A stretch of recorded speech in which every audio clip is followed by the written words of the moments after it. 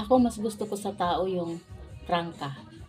Kasi kahit nasabihin nating masakit silang magsalita, at least masasabi natin na totoo yung sinasabi nila. Kaya lang naman kasi tayo nasasaktan sa mga sinasabi ng ibang tao kasi hindi natin matanggap na nagkakamali tayo. Mali ang ginawa natin. Kaya nga, mas mabuti pa na makisama ka sa taong prangka kung magsalita kaysa dun sa taong puro magagandang salita ang maririnig mo sa kanyang bibig.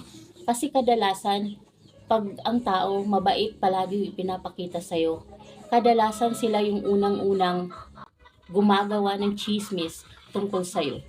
At nagbabait-baitan lang sila sa'yo. Kaya huwag masyadong magtiwala sa mga taong nasa paligid mo na walang ibang bukang bibig kundi ang mga magaganda mong katangian.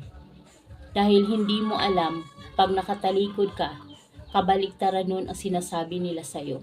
Mas mabuti pa dun sa taong prangka na iniisip mong maldita dahil yun yung mga tipo ng tao na bukod sa nagsasabi ng totoo, sila yung mga taong tunay na magmamalasakit sa'yo.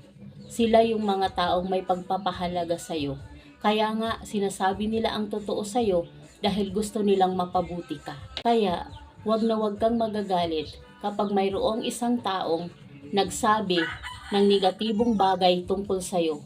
Dahil ibig lang sabihin nun, ang taong yan nagmamalasakit sa'yo, nagpapahalaga sa'yo. Kaya nais niyang maging mabuti kang tao. Kaya kung may isang tao kang kakilala na panay ang papuri sa'yo, na parang exaggerated na siya, doon ka na magduda. Baka naman yung ipinapakita niya sa'yo, hindi totoo. Baka nakikipagplastikan lang siya sa'yo. Dahil may mga taong idinadaan sa papuri, idinadaan sa magagandang salita, ang inggit nila sa isang tao. Yun pala, sa loob-loob nila, idinadalangin nila ang pagbagsak mo. Kaya mag-ingat sa mga taong ganito.